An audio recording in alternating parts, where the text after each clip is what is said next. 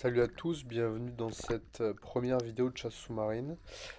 Donc je vais vous présenter quelques-unes de mes premières sorties et puis à la fin on partagera une recette, de, de- une recette pour cuisiner la sèche, donc des sèches que j'aurais pris justement dans cette vidéo.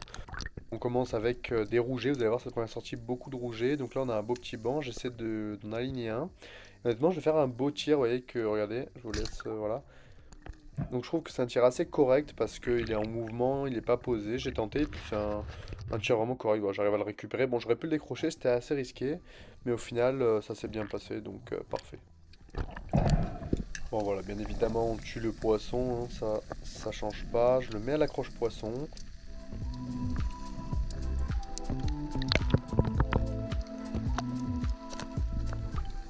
Donc vous allez voir que ça va être beaucoup de rouget. Là, j'en repère deux posés sur le sable. J'essaie de m'appliquer, de descendre sans trop l'effrayer. Je l'aligne, mais sécurité, vous voyez, la sécurité. Donc je remonte tranquillement et je décharge, j'en profite pour décharger le fusil parce qu'il est un peu trop armé pour un rouget comme ça, planté dans le sable. Donc je vais le recharger correctement. Une fois rechargé, je retrouve mon rouget, je descends assez loin de lui pour pouvoir me positionner. J'essaie de suivre un petit peu les conseils que j'ai vus. Ouais, ils sont posés tranquillement. Ça va me permettre de bien l'aligner, de viser la tête, parce que vous allez voir, ces poissons qu'on décroche très facilement, hein, c'est ce que j'ai appris à mes dépens. Donc celui-là est bien pris, voilà, je le prends directement, je le récupère. Je le mets sur la croche poisson et on continue. Encore un banc, alors je sais plus si c'est le même banc que je suivais, mais voilà, il y en avait pas mal, c'est des portions assez correctes. C'est pas des monstres, mais c'est assez correct. Je fais un tir et là j'en ai pris un, mais il se décroche. Voilà, le premier décroché, j'essaie de le suivre et je le retrouve ici. Ah, je l'aligne, mais non, mais voilà, il se décale donc c'est assez compliqué. Je vais pas tenter un tir, le reblesser encore une fois. Et je finis par le retrouver entre deux cailloux, vous allez voir. Et là je panique complètement. Je fais non, hop, hop, hop, je le remanque, je le reblesse. Il repart sous le trou, etc. Et je le retrouverai malheureusement jamais. Un autre tir où là j'en décroche un mais je le sèche, donc j'arrive à le récupérer directement parce que je l'avais pris derrière la tête. Donc c'est bon, le rouget est sécurisé et on le met sur l'accroche poisson, ça commence à faire une belle petite ceinture. Voilà, on sort de l'eau, on rentre et du coup j'ai fait quand même une belle petite, un beau petit fricassé de rouget que je me suis dégusté à la poêle. Voilà, très très bon, c'est un poisson qui est très bon, avec un goût très particulier et très fin. Il faut aimer mais c'est vachement bon. Voilà, on enchaîne avec la sortie numéro 2. Donc un biotope un peu différent, vous allez voir, voilà, il y a de l'approvisionnement des algues, on était plus sur un cap. Et là je vois une scène assez étonnante. D'ailleurs j'ai réussi à bien la filmer. Donc un poisson lézard avec euh, quelque chose qui gigote dans sa bouche. Donc je m'en approche. Et voilà, en fait il était en train de manger un petit poisson, un petit sprat ou quoi. Incroyable, il est encore vivant dans sa bouche. Donc ça a des sacrées dents, ça voilà, je le dérange. Et puis il s'en va avec son poisson dans la bouche tranquillement. L'action d'après, voilà, je vois ce beau petit labre, donc ça c'est un labre pan, qui est d'une taille correcte, donc j'essaie de le tirer. Et, on voit pas le tir exactement, mais je le prends parfaitement, je fais un beau tir. Voilà, je récupère mon poisson tranquillement, et ça c'est quelque chose qui est très bon pour la soupe de poisson. Donc j'essaie de prendre ça, des rascages, je fais pas mal de chapons aussi, que ce soit en chasse ou à la ligne, et donc je fais après une belle petite soupe ou une belle bouillabaisse. Donc voilà, je tue mon poisson tranquillement et on le rajoute à la croche poisson et on continue. Alors l'action d'après, je vois pour la première fois, et il me semble que c'est un carlet ou un turbo, qui pour moi était une taille correcte, mais en fait après c'est vrai que je le trouvais un peu petit, donc je l'ai tiré plus de cette taille-là. J'en ai pas trouvé après d'autres des plus gros, mais du coup je décide de le tirer, parce que pour moi il était tirable, mais avec le recul je pense pas que j'aurais dû. Bon évidemment je le prends parfaitement dans la tête, voilà, je le présente comme ça, c'était un petit carlet pour moi. La scène d'après est folle, en fait c'était plein de méduses, et je me prends des méduses de partout. En tant que je m'en prends dans la bouche, on voit les fils là, on les voit, il y avait mon collègue derrière. Après ça je vais décider de rentrer.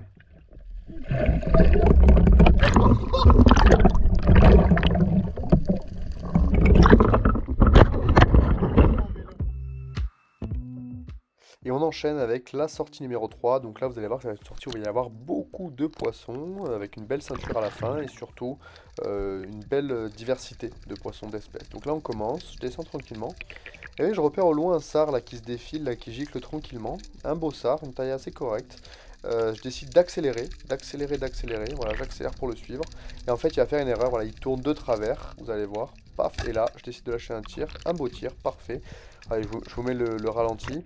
Vous voyez, il tourne de travers et il ralentit un peu. Et j'ai juste le temps de tirer. Je le prends parfaitement. Il est parfaitement pris. Donc super, un beau poisson. Il n'y a plus qu'à le tuer et à le rajouter à l'accroche poisson. Donc voilà, ça fait déjà un beau poisson pour commencer cette session. J'étais content, je n'avais pas fait beaucoup de ça. Et puis c'est un poisson qui est très très bon à manger.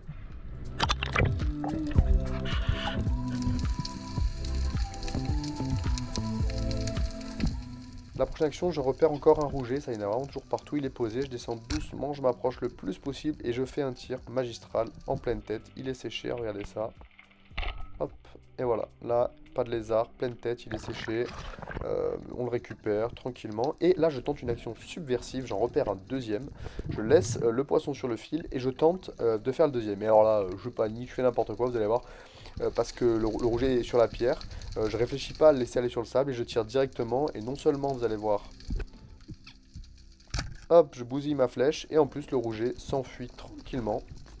Et je le rate. Bon, je tue le premier poisson, je le rajoute à la croche poisson et on passe à la suite.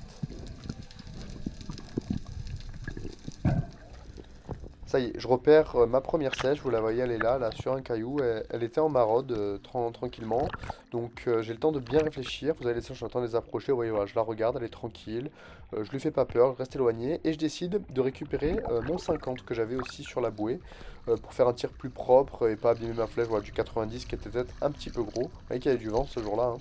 Donc je récupère mon 50 tranquillement, pour pouvoir faire quelque chose de propre. Voilà, je vais l'armer et je vais mettre en joue la sèche.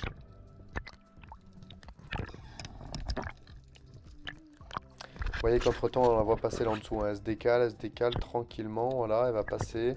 Je l'approche pas trop fort pour pas l'effrayer. Dès qu'elle passe sous le caillou qu'elle me voit pas, hop, je plonge, comme ça, elle me voit pas. Je peux descendre sans qu'elle me voie et sans l'effrayer. Et elle va ressortir, vous allez voir, juste dans le creux. Et je vais pouvoir lâcher un tir convenable. Hop, voilà, elle est prise. Peut-être un peu haut parce que j'ai visé la tête, surtout avec un 50. Bon, voilà, c'est un vieux 50. Mais regardez, hop, voilà, elle est prise dans la tête. Donc, c'est correct. On la récupère, on la tue. Voilà, une petite sèche, très sympa. Et puis on va la raccrocher à l'accroche poisson et vous allez voir que ça commence à faire quand même une pêche méditerranéenne bien sympa, je trouve. Voilà, le sard, le rouget, hop, on rajoute la petite sèche et vous allez voir que ça ne va pas s'arrêter là.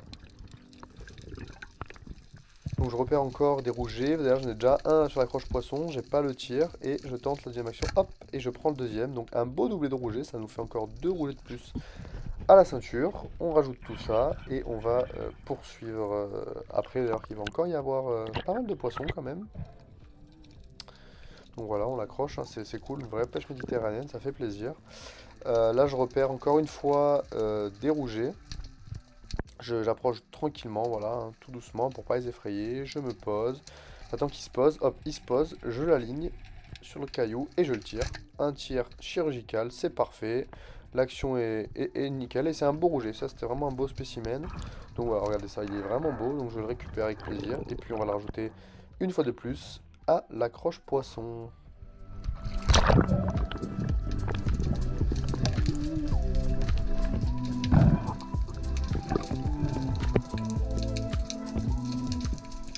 Voilà, ça s'agrandit, hein, la ceinture qui commence à devenir tout de même assez impressionnante. Regardez, voilà, je la montre un petit peu, pas mal de rouget, la sèche, le sard.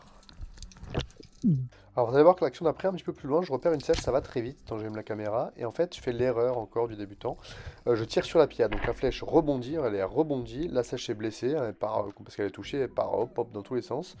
Ma flèche rebondit, donc j'abîme la flèche, blesse la sèche, enfin, je fais n'importe quoi. Donc je décide de me calmer tranquillement, je remonte, je suis la sèche du regard, attention dans ces moments-là, surtout pas la perte du regard, sinon on est cuit. Je recharge le plus vite possible, voilà, je rechargerai même qu'un cran, ça suffit hein, pour une sèche. Elle, voilà, a essayé de fuir là vers le large, mais elle était complètement blessée, hein. Et voilà, je la récupère, cette fois le tir est bon, même peut-être un peu haut, mais il est bon. Et voilà, je récupère cette belle sèche, un beau spécimen, franchement, qui était encore marade. Vous voyez, le bout de la flèche est un peu tordu, enfin, j'ai un peu fait n'importe quoi. Mais voilà, le principal, c'est que le poisson blessé est récupéré. Et écoutez, après cette belle session, eh bien, il n'y a plus qu'à, il n'y a plus qu'à cuisiner. Donc, on se retrouve tout de suite en cuisine.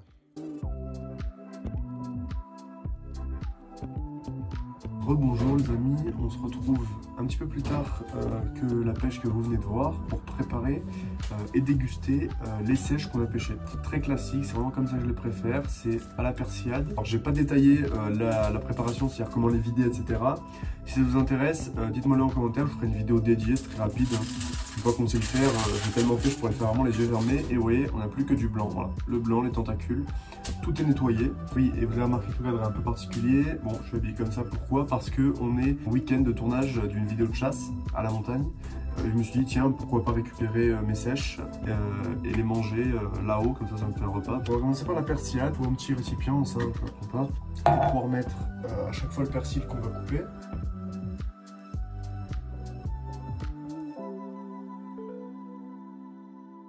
Et haché, au ciseau, je pense, c'est peut-être le plus rapide. Hop. Ah mais j'en mets partout à côté là. Mais l'idée est nulle. Non, il faut que je le coupe ailleurs.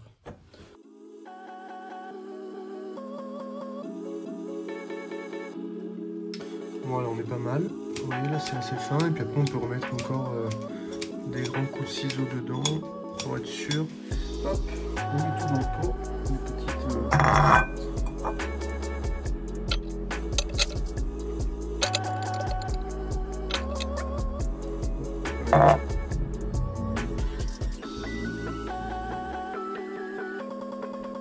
Une fois l'ail ajouté, on est au top, on a une petite persillade, on referme et je mets au frais le temps que je prépare la sèche. On va mettre ça au frais. Hop. Tac. Hop. Tentacule. Avant de mettre de l'huile ou de mettre quelque chose pour que vous savez, elle dore un peu, je vais d'abord les faire saisir avec quasi rien. Parce que j'aime bien, moi, vous allez voir la cuisson quand c'est un peu saisi, bien saisi, bien doré.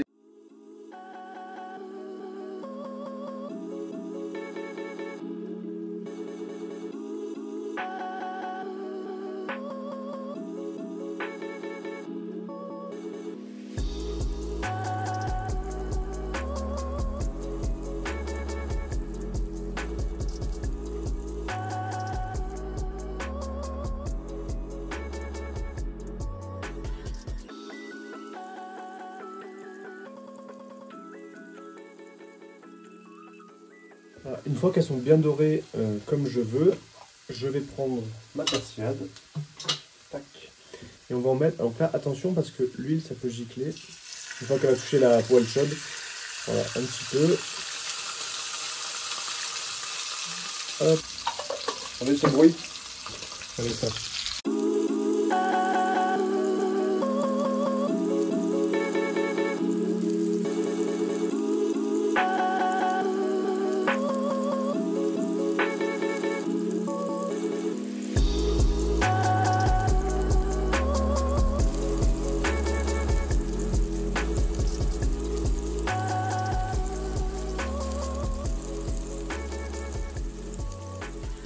Je me rends compte d'un truc de fou en fait, c'est que comme pour la vidéo là j'étais concentré à faire ça, en fait je les ai même pas coupés. Alors les blancs je les ai mis comme ça, bon ça fonctionne aussi, mais en fait actuellement je les coupe en lamelles sur une planche à découper et c'est beaucoup plus simple à les faire. Mieux, vous voyez, ça ressemble plus à voilà, là c'est bien mieux. Donc on laisse encore bien revenir. Tentacules, alors là c'est des sèches qui sont moyennes, donc c'est pas besoin. Quand elles sont un peu trop grosses, je préfère les couper, tentacules une par une, c'est mieux. Avec mes vidéos de cuisine, vous savez que j'adore toujours rajouter un petit peu de piment d'Espelette du jardin dans mes plats.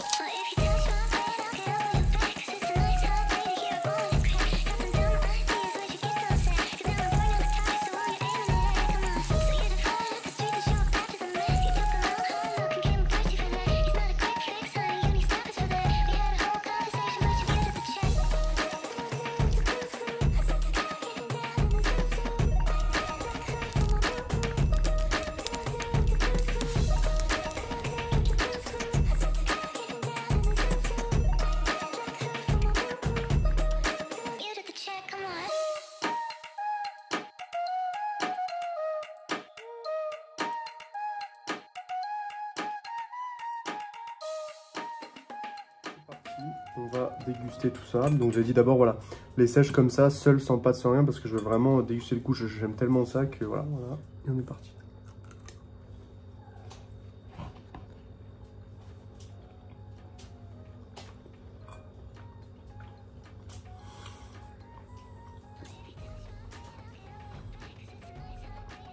Mmh. Parfait. Parfait, parfait. Vous voyez, bien doré, bien croustillant, bien saisi comme j'aime bien. C'est exactement ça que j'adore pour la sèche du moins. Excellent.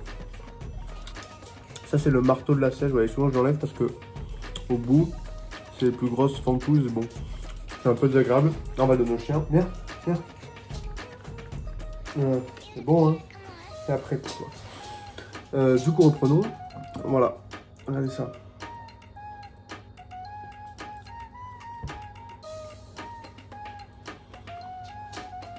Parfait.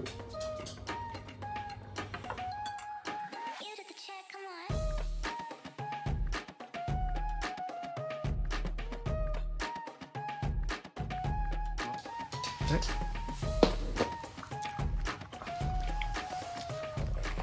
C'est bon, hein. Les amis, c'était un bon repas, c'était très bon. Très content d'avoir pu faire cette chasse et d'avoir pu... Bon, vous voyez que il reste un peu de pâtes. Dites-vous que j'ai pris 1 kg de pâtes là-bas. Je pensais que c'était pour 3 jours limite, enfin suffisant. Et en fait, c'est beaucoup trop. 500 grammes de pâtes pour 3 jours, ça faisait déjà beaucoup, je pense. En tout cas, les amis, merci d'avoir suivi cette vidéo. J'espère qu'elle vous aura plu, à la fois la partie chasse, à la fois la partie dégustation. Je l'ai fait un peu plus court que dans mon autre vidéo de dégustation du chinchard, où j'avais vraiment fait la recette, je vous la mets ici. Très basique, hein, ail et persil, mais pour moi c'est la meilleure. On peut le faire à l'armoricaine, avec sauce tomate, on peut les faire farcis, mais je fais plus les calamars farcis, c'est très bon. Mais vraiment ça c'est basique, c'est classique, c'est simple à faire. Ça prend pas longtemps et puis c'est délicieux, c'est ce qui sublime le mieux le goût du céphalopode, je trouve. Écoutez les amis, je vous dis à très vite pour nos aventures, restez connectés, portez-vous bien, c'était FH Adventure,